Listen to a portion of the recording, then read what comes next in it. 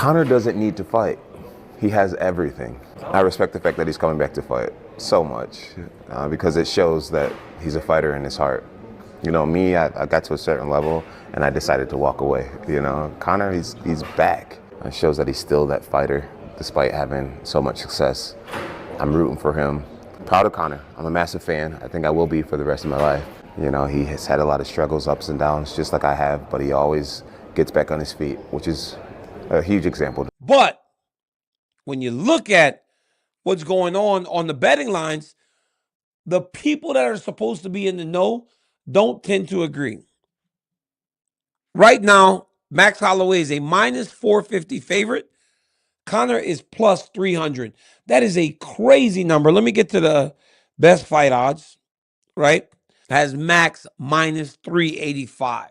Those numbers tell you that they believe that we are going to see a lesser version of McGregor.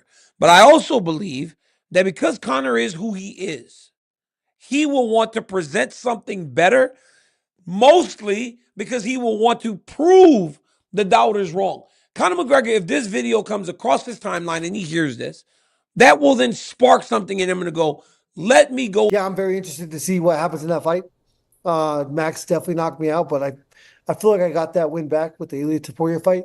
I would love, as I've stated hundreds of times publicly, I would love to punch Conor McGregor in the face. So yeah, I'm excited about that fight. I'm excited to be there and watch it. Yeah, bro, like he's one of the only guys that you haven't had a chance to punch in the face. Exactly. I mean, there's no doubt he's one of the biggest superstar in the sport, and so fighting a guy like that obviously does great things for me financially, and for my legendary status. And starting to realize the insurmountable challenge that Conor McGregor is about to take on. Like as things get closer, hype starts to die down, reality starts to set in, and we aren't there yet. Like the hype and the fireworks are still going to be going for another week or so.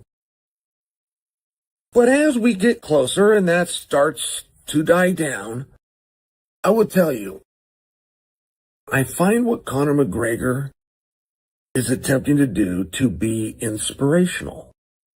And there are not very many, if any, famous elitist millionaires that I could be inspired by. But this task really is remarkable. You have the worst injury that I've ever seen in our sport. Now, I've seen 3 other athletes with the same injury, but I haven't seen a worse injury. You have an athlete who is returning to a weight class outside of his prime, which historically, including boxing, does not go well.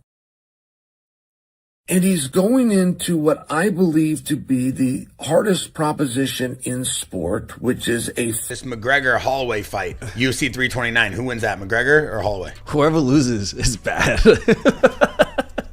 It's just Holloway can't lose to McGregor coming off the couch doing all the shit he's been doing. And McGregor can't afford another loss. If McGregor loses this fight, is he done? It depends how he loses. Got it. If it's like he gets steamrolled, it's just like, damn, dog. It should probably hang it up. Should probably call this one. I do think he wins. I do think there's a lot of questions about how McGregor, his lifestyle outside of the cage, and then being able to train, being able to juggle everything. And again, going back to what Marvin Hagler said back in the day, man, it's hard to get up and run whenever you're sleeping in silk pajamas, So, how much is he really going out there and training? How much is he really just putting up for show?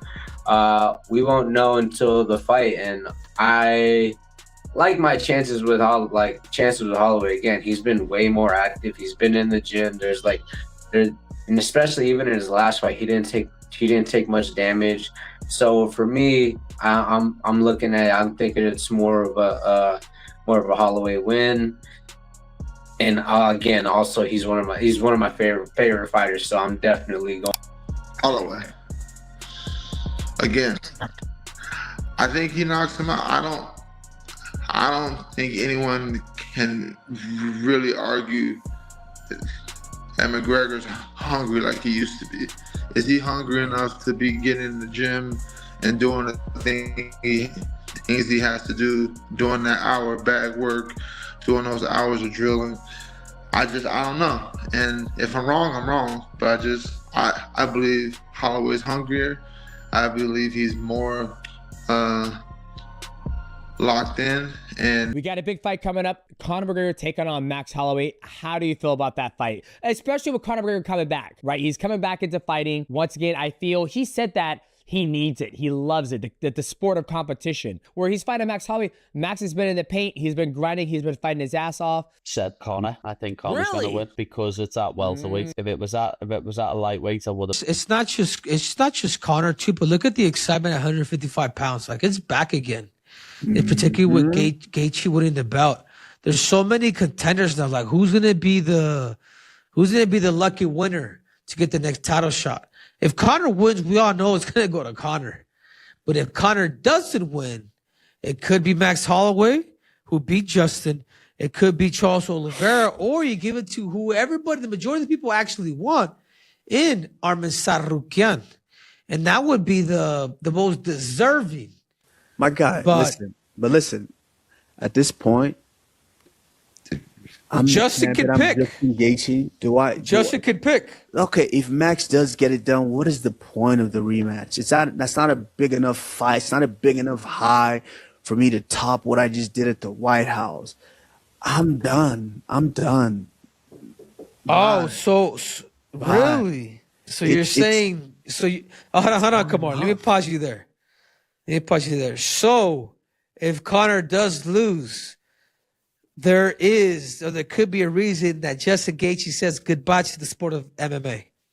I mean, I'm not speaking for him. He's his own man, but if the fight... The clock is ticking. As fight night between Conor McGregor and Max Holloway gets closer, the entire combat sports world is buzzing with one question that nobody can answer with confidence. Who walks out of that octagon with their hand raised? This is not your average matchup. These are two names that have shaped the lightweight and featherweight divisions in ways that very few fighters ever have. Now they are set on a collision course that has fans, coaches, and former champions all talking at once. The conversations happening in locker rooms, on podcasts, and in training gyms right now are intense, and the opinions are all over the place. Some people are absolutely convinced that Conor McGregor's left hand ends this fight before it ever really gets going. One clean shot, one moment of precision, and that's all she wrote. They point to his track record, the way he knocked out Jose Aldo in 13 seconds, and the way he put Dustin Poirier on the canvas in their first meeting. Power like that does not simply disappear overnight, and the people in McGregor's corner will tell you that without hesitation. But then you have the other side of the argument, and it is just as loud. Max Holloway is not a fighter who gives you easy moments. He is relentless. He walks through pressure like it is nothing, and his output over 5 rounds is the kind of thing that wears even the toughest competitors down. His cardio is elite. His timing has only gotten sharper with age, and his ability to absorb punishment while still firing back with clean shots is honestly something that does not get talked about enough. The people backing Holloway are not doing so blindly. They genuinely believe that McGregor's long layoff from competition is going to catch up with him somewhere in the middle rounds. And when it does, Holloway will be right there waiting.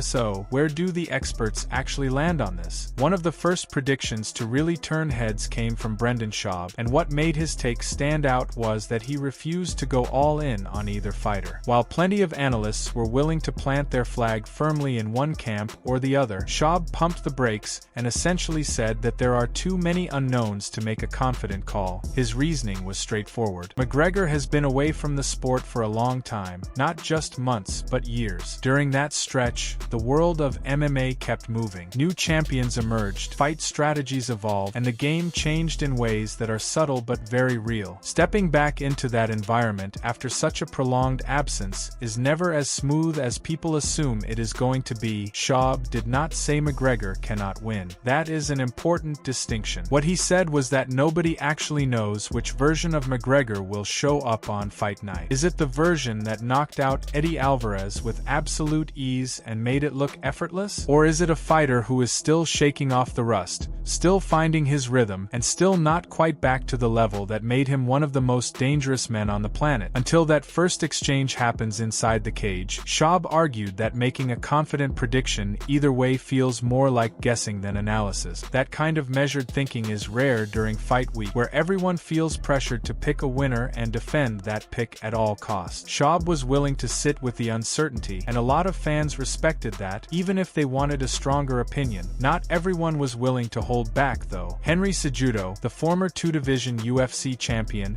and one of the sharpest analytical minds in the sport, came in with a perspective that many McGregor supporters have been waiting to hear from someone with real credentials. Cejudo pushed back against the growing narrative that McGregor is simply past his prime, that the years away from competition have taken too much from him, and that Holloway is simply too active and too sharp at this stage of his career for McGregor to keep up. According to Cejudo, people are writing McGregor off far too quickly, and they are doing it for the wrong reasons. Yes, 5 years away from the cage is a long time. Nobody is going to argue with that. Time away from high-level competition creates real gaps in timing, gaps in sharpness, and gaps in the ability to handle the specific chaos that comes with a cage fight at the highest level. Cejudo acknowledged all of that without hesitation. But here is where his argument takes a turn. The left hand does not go away. The power does not disappear just because a fighter steps away for a few years. McGregor's ability to generate knockout power with that left hand is not something that fades with inactivity the way cardio does or the way reflexes might begin to slow. It is a weapon that is always loaded, always dangerous, and always just one opening away from completely changing the outcome of any fight. He is in. Cejudo's point was that McGregor does not need to be the old McGregor for the entire fight. He does not need to match Holloway's volume or outwork him over 25 minutes. What he needs is patience. That has not always been McGregor's strongest attribute, but it becomes absolutely necessary when the opponent standing across from you is as relentless as Max Holloway.